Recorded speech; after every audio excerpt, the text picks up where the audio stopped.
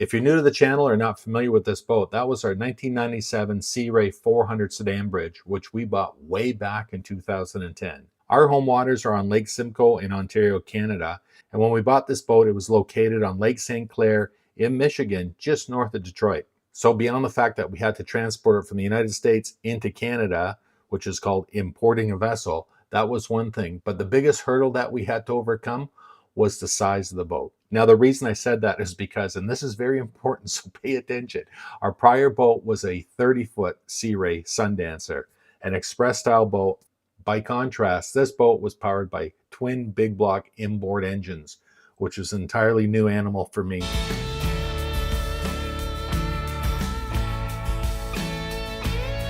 This video is part of my Our Old Boat series, which covers all of our boats, including family boats going all the way back to the early 1970s. But in this video, I'm going to concentrate only on the time when we bought the boat, because I don't think I've ever told the story before. That was a huge adventure for us, because like I say, we were bringing it from one country into another, and all that entailed, plus, plus a few things that happened along the way that hopefully will bring a chuckle to you.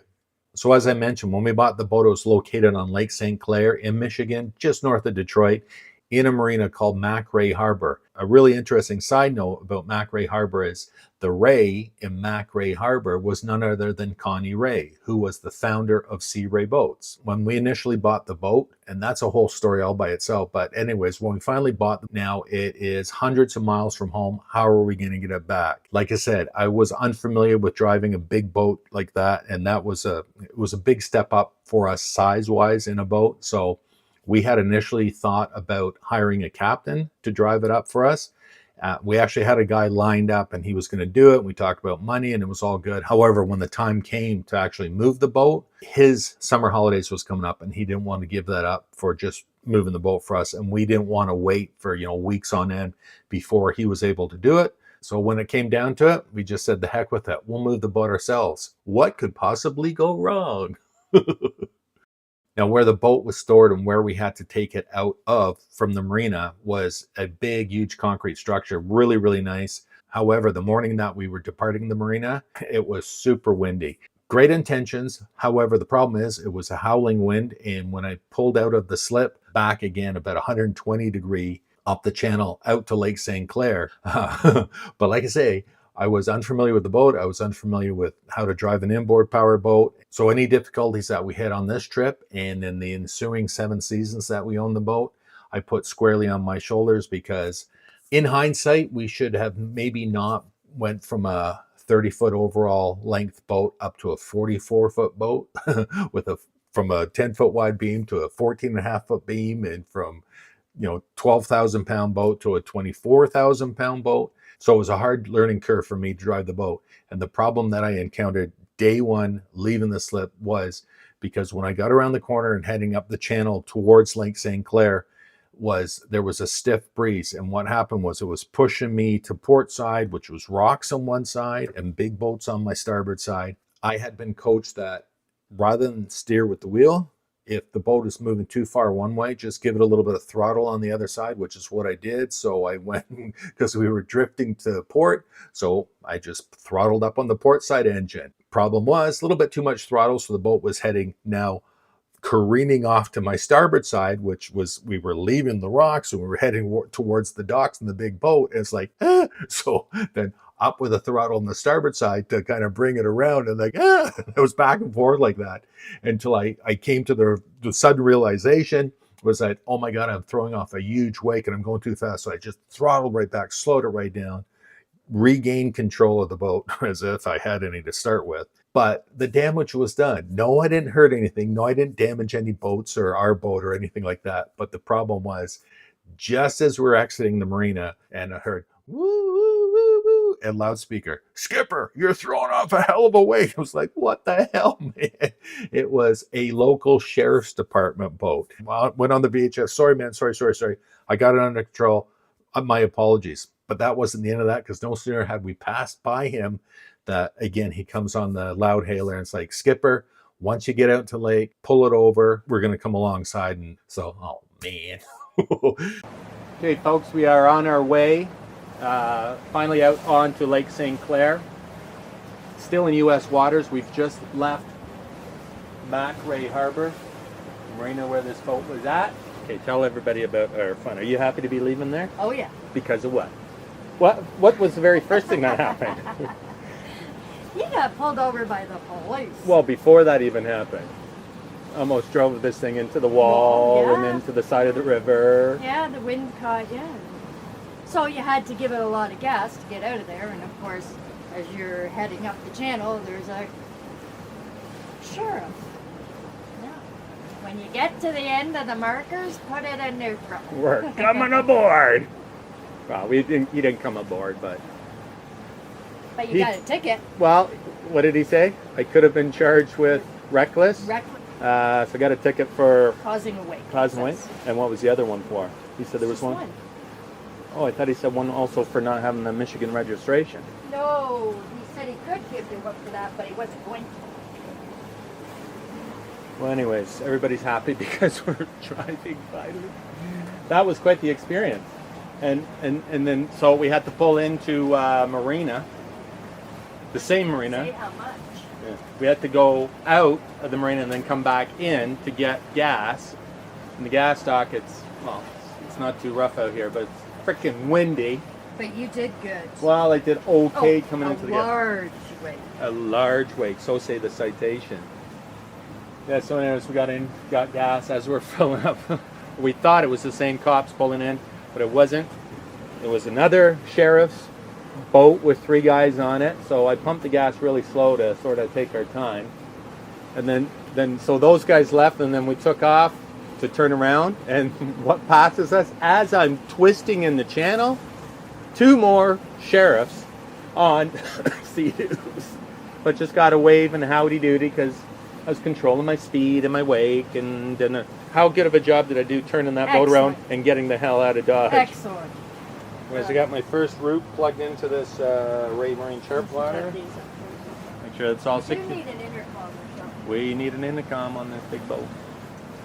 Now following my route, just going to take us to the deepest point. We're only in 6.1 feet of water below the keel right here. So going to head down there to the bottom of Lake St. Clair and then up to the St. Clair River and north. So with all our current disasters behind us, we were northbound on the St. Clair River en route to Sarnia, Ontario, where we had a slip booked for the night.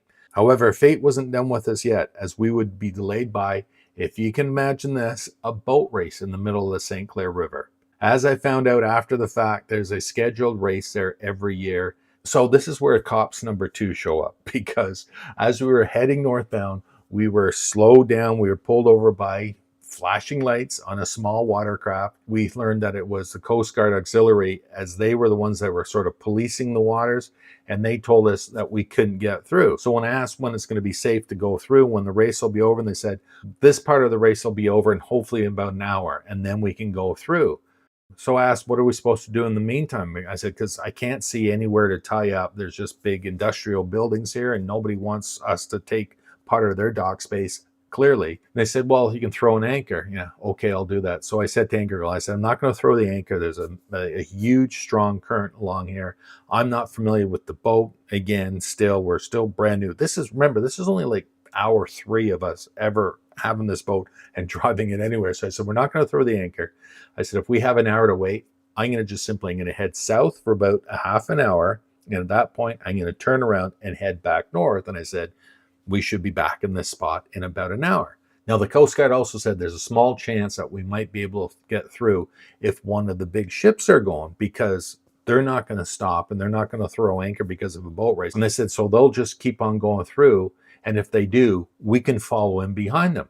All right, no problem. So as we were heading south, I made note of this massive cargo ship, the Indiana Harbor, that was tied up along shore, offloading or unloading.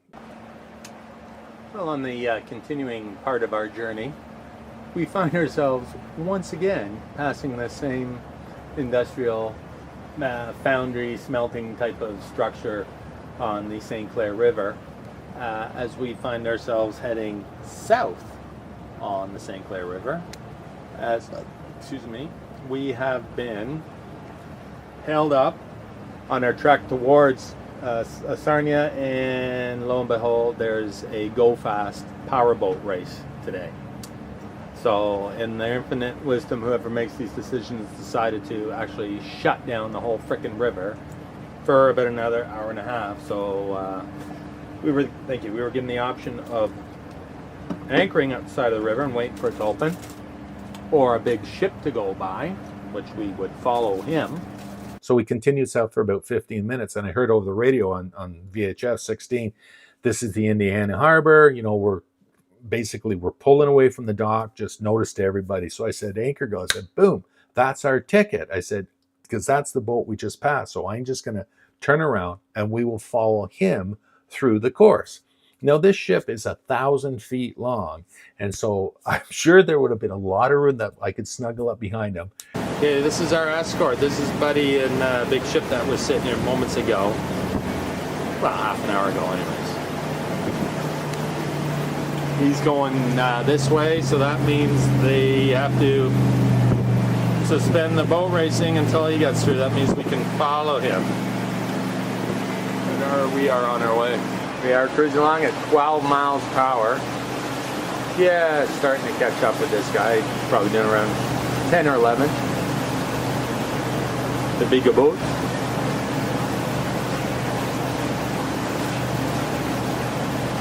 The bigger ship.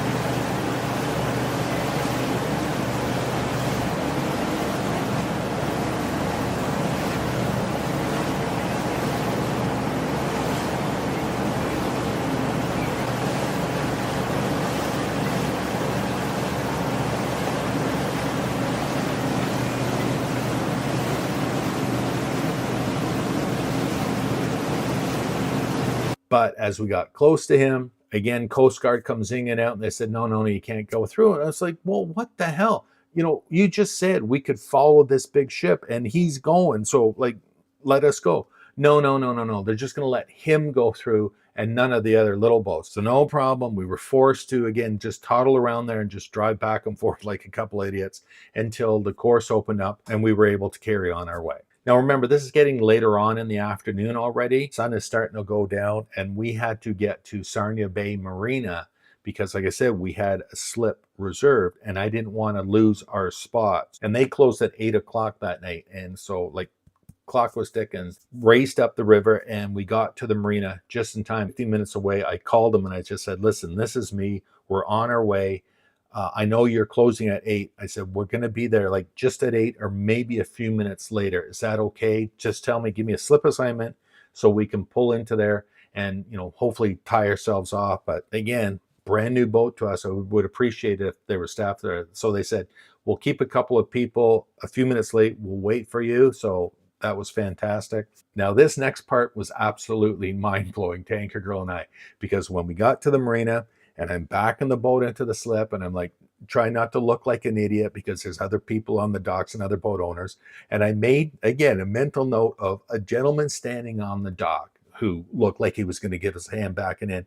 And he had a Sea Ray cap on. So it's like, oh, that's the guy. He's going to, you know, he'll be nice and he'll help us because we have a Sea Ray boat. So we backed into the dock, no problem. He's got the line secured. I jump off the boat to say thank you very much. And he's still cleating off the boat. So like he's head down to me. And so I said, hey, Skipper, thanks. I want to shake your hand and really appreciate you helping us in with the boat. So he looks up. We're shaking each other's hand. It's like, no way. Believe it or not, it was Anchor Girl's cousin. We had absolutely no idea that him and his family were going to be there. And again, if we had planned this, it would have never happened because they were on their way south. We were on our way north. They were leaving in the morning. So like I said, this was just, it was fate that brought us there. So it was absolutely, it was incredible. So why was it so important for us to stop at Sarnia? Because as we were buying the boat in the States and bringing it into Canada, we had to go through a procedure which is called importing a vessel. And after numerous phone calls with Canada Customs and a few different stories that we got from different people at different times of the day, we went with the one that I felt was going to be the most workable for us. When we got to Sarnia, not only were we importing a vessel, but remember, we are re-entering into Canada. So the rules are real simple. Whoever is driving the boat, not necessarily the captain of the boat or the owner of the boat or a friend of the boat owner, the person driving the boat has to stop, get off the boat, and only that person stand on the dock, phone Canada Customs, let them know that you were there, so we could clear off our passport. Because remember, when we entered the States, we showed our passports. So now we're coming back into Canada. We have to, quote unquote, show our passport. So that's the place we decided to re-enter Canada. And again, as part of importing a vessel, I had to contact Canada Customs to let them know that the boat was now in the country, go through the paperwork, and most importantly, pay the sales tax on the boat.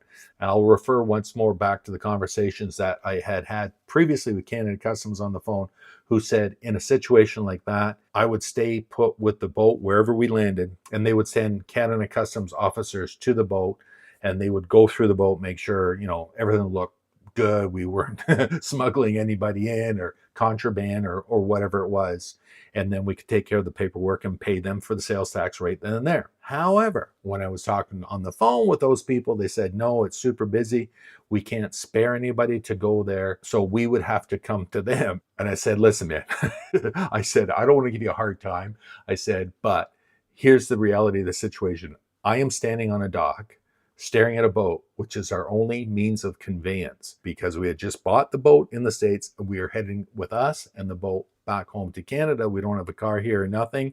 I know where we are generally, but I don't even know where you are. So how's this going to work? He said, no problem, man. Just walk up to the border crossing at the Bluewater Bridge, which goes between Sarnia, Ontario and Port Huron, Michigan, and they'll take care of everything there. So no problem. I figured out where the border crossing was in relation to us, and we had to go left, right, and go through fields and parks and industrial zones and everything else. So Anchor Girl found her way over to the border crossing, went in there, did all the paperwork, paid the tax, and we were happy campers and back to the boat and on our way.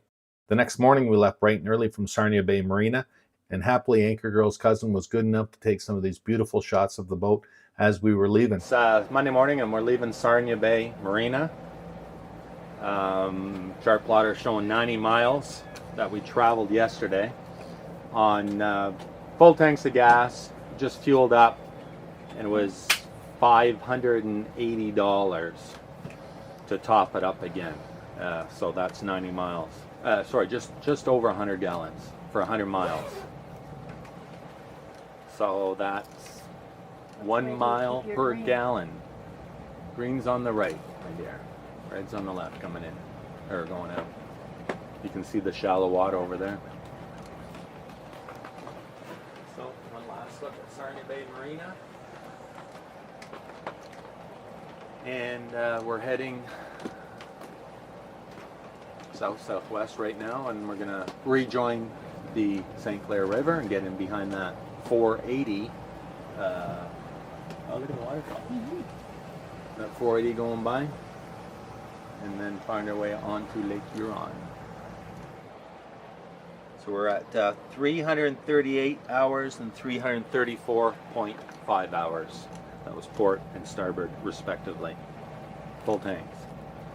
Okay, underway up towards Lake Huron. This is the top of the St. Clair River, and that is the Bluewater Bridge, which we crossed over 6 times on our way back and forth on our trips by car, and staring down at this waterway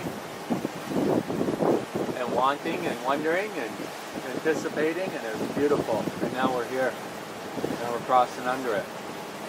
We walked over last night by the time we got into the marina where we stayed, and got secured and whatnot. We walked over to the customs office, cleared customs, paid the tax on the boat, got an official receipt, got the thumbs up, the all gear, good, enjoy your life, enjoy boating, and we were back to the boat about 10:30 last night. It was really nice. Just saying, too bad it was, we couldn't get there a little earlier because it would have been beautiful to take some nice nighttime shots. Crystal clear sky and a full moon. It was gorgeous.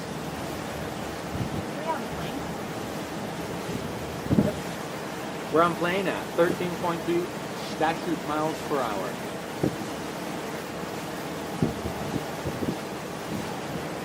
According to the chart plotter, right on the border between Canada and the States. You can see the current washing up here. Supposed to be a 10 to 12 knot current going along here. Heading out onto Lake Huron for the very first time.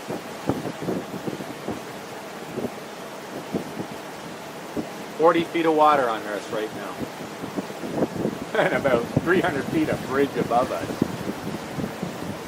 So another fun and funny story was, as soon as we got to Kingarden, we stayed at the municipal docks there. I saw a gentleman dressed all in black approaching our dock where we were going to be. Then I said to the guy, I hope I'm not in trouble. I haven't even done anything wrong yet, because I expected he was an OPP officer, a police officer.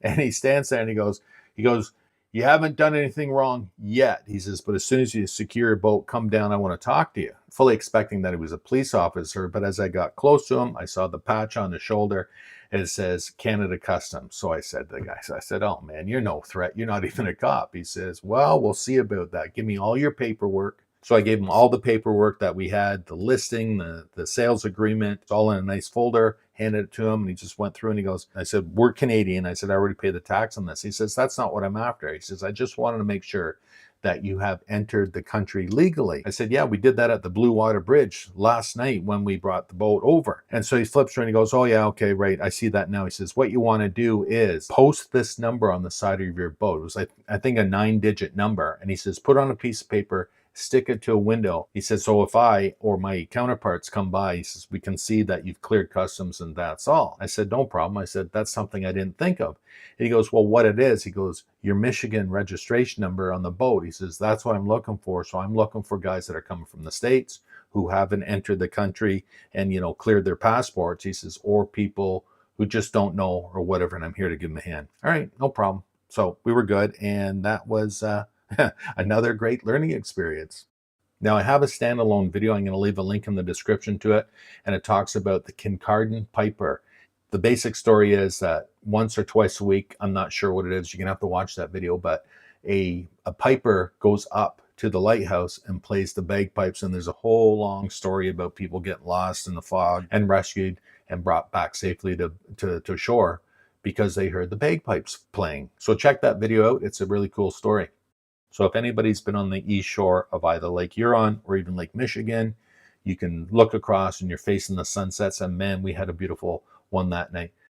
The only disappointing experience that we had while we were there was we walked into town and we grabbed some submarine sandwiches, and they were the worst sandwiches ever, but whatever. We had a great sunset, a couple of drinks, and an early night, and then we were off the following day. So the next morning we topped up with gas, which is something I did at pretty much every stop. Again, didn't know the boat, didn't know the range, so I didn't take any chances. We headed out of Kingarden this morning about 3 hours and 25 minutes ago, and we are I'm facing shore right now. So we're about a half an hour, 45 minutes from our turning point around the top of the Bruce Peninsula up that way, and just turn to go with the waves a little bit so Anchor Girl doesn't bounce around downstairs. So we go around something called Cape Hurd, close to Flower Pot Island, and then we are going to be into Tobermory. I'm looking forward to that. It's a nice sunny day, nice and warm. We're going to be there relatively early today, do some shopping, get squared away, and hopefully have our first barbecue of the holidays of 2010. So looking forward to that. Steak, potatoes, and ice cold beer. A few days before we arrived here at Tobermory, I had called in and made reservations for 2 nights. So I was surprised to find out when we got there, they didn't have a traditional dock for us to tie up to, but in fact, they wanted us to tie up alongside, raft off one of the small cruise boats. And it's okay, that's not a problem. And let me know where you want me to be and I'll park the boat there. And so they said, okay, but however, if that cruise boat wants to go out, there's a possibility they might get some passengers and want to take them out for a little while, which means I would have to fire up our boat, untie, go out, let him out, come back to shore, and then wait for him to return and then, repeat the whole process over again. I said, of course, that's not the ideal situation. We've been on the road all day and, I'm kind of beat. So I was hoping to kick back and relax and do a lot of nothing. So when would you know with that, whether that boat's going out or not? So I was given a time, 2:00 in the afternoon or something. That would be the cutoff time. I said, I'll tell you what, I will agree to your terms. However, I'm going to warn you that by that time, if I haven't heard from you, I'm going to crack a cold and I'm going to have a nice cold beer. And if that happens, I'm not going to start up the engines on this boat and I'm not going to leave. So you're going to have to give me a firm yes or no by that time. Otherwise, we're not going anywhere at all. So fortunately, they were able to call me back ahead of time and say, no, that boat's not going out. So enjoy your time. And you're not going anywhere. So that was a relief to me. Clearly, this is a very popular spot in the summertime because beyond pleasure boats that visit this place, there are a number of cruise boats, diving boats, and so on and so forth, simply because there's a number of old shipwrecks in the area, which makes it a super popular destination. So to say that it can be chaotic is an understatement. So we were happy to have a couple days here to do some food shopping, watch the traffic coming and going, and just sit back and relax and sort of recharge our batteries before carrying on with the next leg of the journey. So after 2 days and nights, we departed for our next destination. Pulling out of Tobermory Harbor. It's 11:15, and pulling out of here $990.76 litre. Hoo-ha! Fuel overnight and shore power costs extra. So away we go on our way to Midland area. As you can see, there was some big rollers out in Georgian Bay that morning that we left. Simply because, like I said, we had really, really strong winds the night before. And even though it wasn't too windy the day that we left, the fetch had built up. And so there was, 5-foot rollers easy all day long.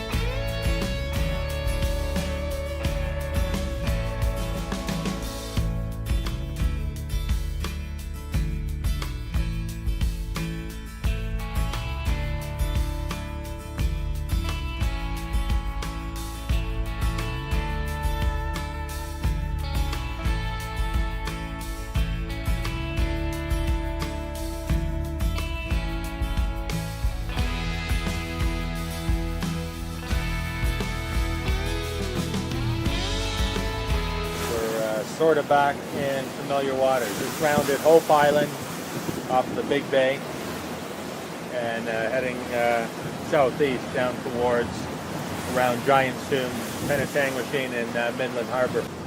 Almost back onto our old track from 2 years ago when we come out of Beckwith, when we stayed there for the Beckwith bound. Nice to be back in somewhat familiar waters.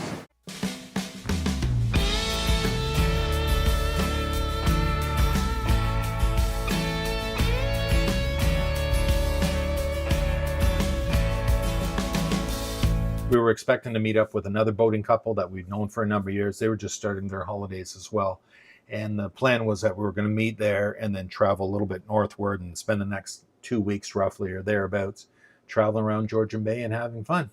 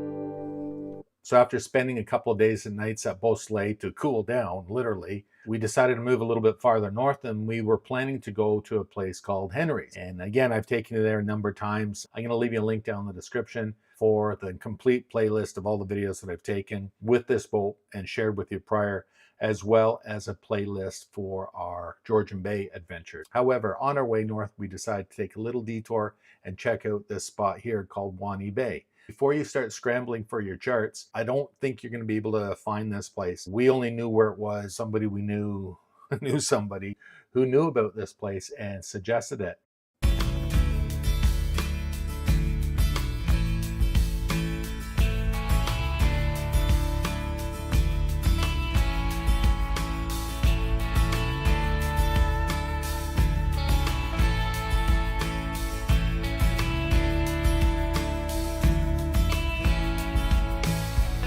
So eventually we did find our way up to Henry's, and I was happy about that. So I ended up renting a float plane for an hour, just over an hour, to take my buddies up and fly around and check out the areas that we had just been boating to, and yeah, see what it looks like from up in the air. And that included a look down at Wahnee Bay, where we had only been a few hours earlier that day.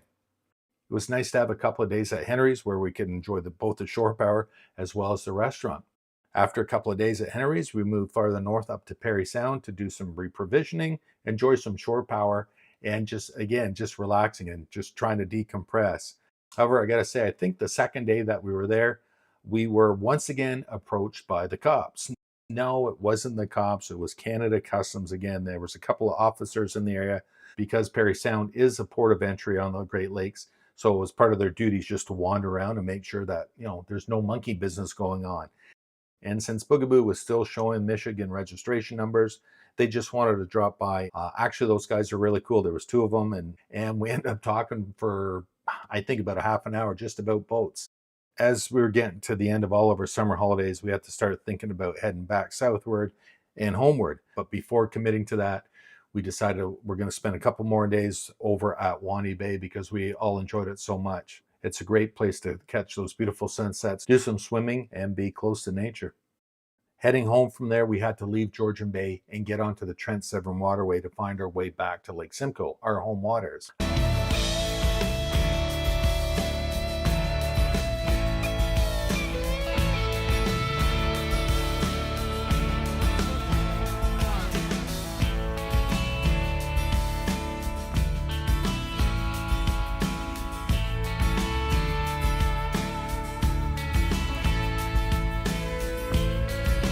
So let's just say that whole adventure was a great experience, because at the end of the day, we ended up enjoying that boat mostly for 7 seasons in total. As a matter of fact, Anchor Girl and I lived on the boat full time for 2 full summers. It was a beautiful boat, and I'm glad that we had the experience. In hindsight, what we should have done was got rid of the 30-foot and bought then the 330 Sundancer, which we ended up buying after this 400, and then the 370, which we have now, and then move up to the 400, because in the following years, I've become super confident in driving an inboard powered boat, as the 2 Sundancers have been. And like I said many times, those boats can dock themselves. So I'm really happy with that. And I'm just going to put this out there right now.